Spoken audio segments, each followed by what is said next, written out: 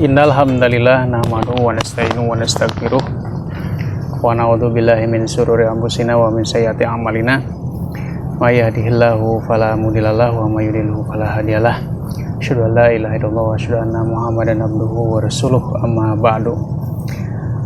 Alhamdulillah, puji syukur kepada Allah Subhanahu wa taala, pada puasa Ramadan kali ini kita bisa melaksanakannya dengan hikmat dan seksama, dan mudah-mudahan Allah Subhanahu wa taala mengampuni segala dosa-dosa kita dan menerima amal ibadah perbuatan kita, amin ya rabbal alamin.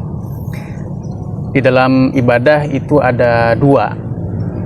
Yang pertama adalah ibadah yang berkaitan erat dengan waktu pelaksanaannya, dan yang kedua adalah ibadah yang tidak berkaitan erat dengan waktu pelaksanaannya.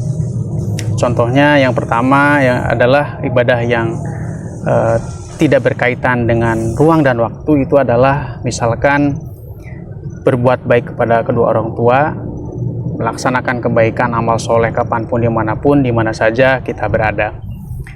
Itu tidak berkaitan dengan tanggal waktu tertentu. Tetapi yang ibadah yang kedua adalah ibadah yang berkaitan dengan tanggal waktu ketentuan tertentu. Misalkan melaksanakan ibadah sholat zuhur itu harus pas matahari di atas.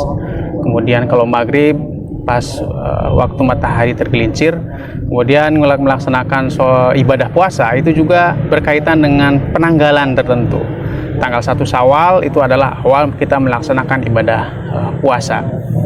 Walaupun nanti ada beberapa macam perbedaan, tetapi waktu ini adalah mengidentifikasi bahwa kita sebagai umat muslim berkaitan erat dengan pelaksanaan beribadah secara keseluruhan.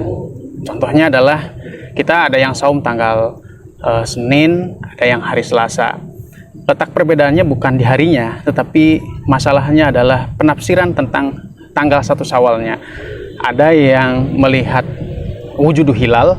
Alasan yang pertama itu adalah kenapa orang berpuasa hari Selasa, tanggal puasa kemarin itu adalah hari Selasa.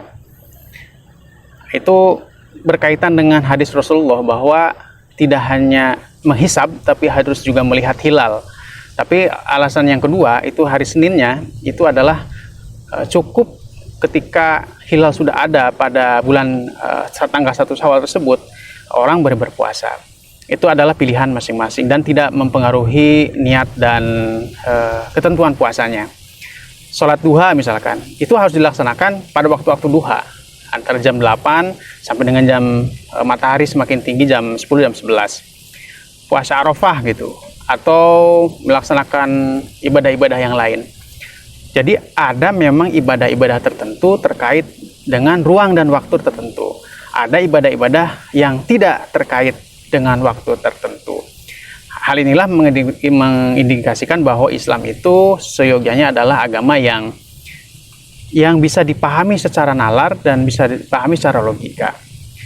Dalam surat Al-Asr, Bismillahirrahmanirrahim, wal asr innal insana lafi husnin illa illalladzina amanu wa amilus solihati wa tawassaw bil haqq wa tawassaw bis sabr. Bahwasanya waktu itu adalah yang paling utama di dalam Islam. Jadi kalau tidak bisa memanfaatkan waktu, maka termasuk di dalam kerugian. Termasuk beribadah. Ibadah itu bisa dikategorikan sah kalau waktunya tepat. Subuh kalau waktunya tepat maka menjadi sah. Mungkin itu saja pertemuan kultum kali ini. Mudah-mudahan kita mendapatkan pahala dan mudah-mudahan kita mendapatkan berkah oleh Allah Subhanahu wa taala. Terima kasih. Aku qouli hadza wa astaghfirullaha li wa lakum. Assalamualaikum warahmatullahi wabarakatuh.